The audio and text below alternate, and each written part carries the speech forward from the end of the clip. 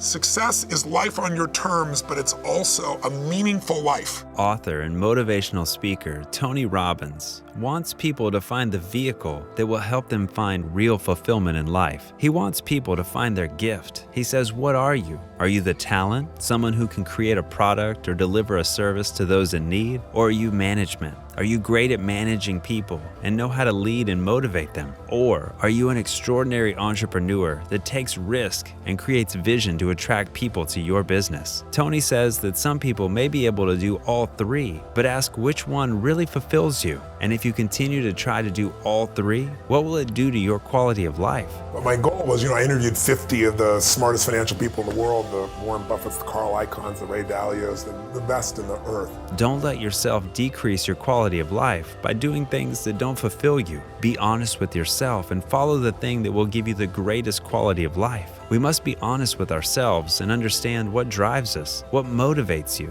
Sometimes this can be a daunting task, and to find the answer, we must be patient. While you're being patient in your search, you must fight off the negativity that your mind may create and not let yourself get into a state of fear or anxiety. If we allow ourselves to get into these states, our percentage chance of success will greatly decrease. So stay positive. Stay focused on what motivates you, because when we do find the answer and tap into the motivation that is created from what drives you, then great things can happen and a fulfilled life can be lived. Well, all these things have in common is what we're really after when we're after money is a better quality of life.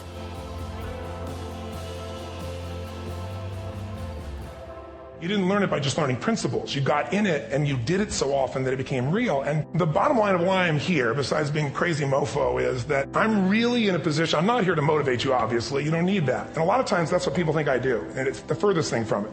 What happens though is people say to me, well, I don't need any motivation. And I say, well, that's interesting. That's not what I do. I'm the why guy. I don't know why you do what you do. What is your motive for action? What is it that drives you in your life today, not 10 years ago, or are you running the same pattern? Because I believe that the invisible force of internal drive activated is the most important thing in the world. I'm here because I believe emotion is the force of life. All of us here have great minds. Most of us here have great minds. I don't know if I'm in the category, but we all know how to think. And with our minds, we can rationalize anything. We can make anything happen. We can, I agree with what was described a few days ago about this idea that people work in their self-interest. But we all know that that's bullshit at times. You don't work in your self-interest all the time. Because when emotion comes into it, the wiring changes in the way it functions. And so it's wonderful for us to think intellectually about how the life of the world is. And especially those who are very smart. We can play this game in our head, but I really want to know what's driving you. And what I'd like to maybe invite you to do by the end of this talk is explore where you are today for two reasons. One, so that you can contribute more.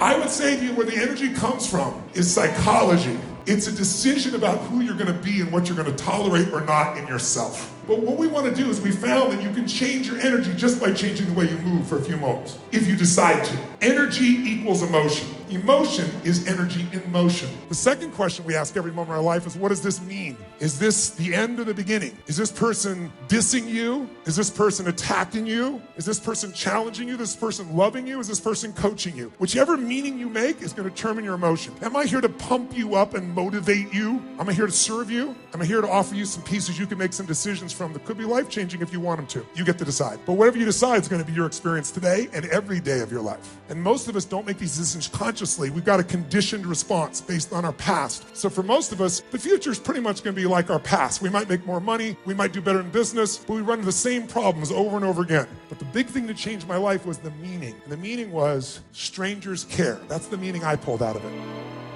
Everyone has a different idea. So my approach to helping entrepreneurs, business people, or anyone is to say, you got to figure out what is an extraordinary life for you. What would that look like today? Not 5 years ago, 10 years ago, but today, the way you look at life alive instead of an old story. And then there's two skills you got to master. The first one is the science of achievement. And it's a science. I spent 4 years interviewing these people, and I interviewed the smartest financial people in the world, and I picked no one from the Lucky Sperm Club. Nobody that inherited it. They all started with nothing, became multi-billionaires. And what you learn is they do it different ways, but there's some universal patterns, and success leaves clues. If you apply the same results, it's a recipe. It'll work for you too. I've done it, other people have done it. Same thing's true with your body. We're all biochemically unique, but there's certain fundamentals that are universal. There are laws, there's a science. If you violate them, you're gonna have low energy energy disease. If you align with them, you're gonna have high energy. So there's a science to achievement. But the second master lesson for an extraordinary life, I believe, is even more important, because I've dealt with so many achievers that are still miserable. They got everything. They got their Academy Award, they got their Golden Globe, they got, they took their company public, they got $1 billion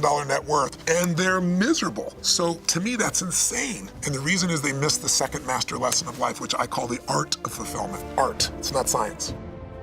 What human beings can do is amazing. What they will do is usually disappointing. It's not because we're not capable of it. It's because we don't have new actions, because we get in certain emotional states that dominate us, like anxiety, like fear of failure, right? Like the fear of the loss of your mother as an example. So if you're in a state of fear, you're gonna behave very differently and get very different results, that's what that means right there, than if you were in a place of being courageous or bold or warm or connected or playful, any of those. So the most important key to changing your life in any situation is to change results, you gotta change behavior, but to change behavior, you gotta change the emotional state you're in. Now, how do you do that when you don't feel like it, right? Or it feels overwhelming? There are two ways, and I've done this with the greatest athletes in the world. I've done this with 4 different presidents of the United States. I've done it with billionaire clients. All you have to do to change your state is not try to think your way there, like I'm happy, and do a bunch of affirmations. Your brain's gonna go BS, you are not happy, right? What you need to do is make a radical change in the way you use what we call your physiology. A big word, it just means the way you use your physical body. The way I'm speaking right now, because I got 5 minutes also, is sped up just a little bit. But if I said to you, there's a depressed person behind curtain number 1 over there, and I'll donate $100,000 to your best charity, your favorite charity, if you could describe what they're like physically,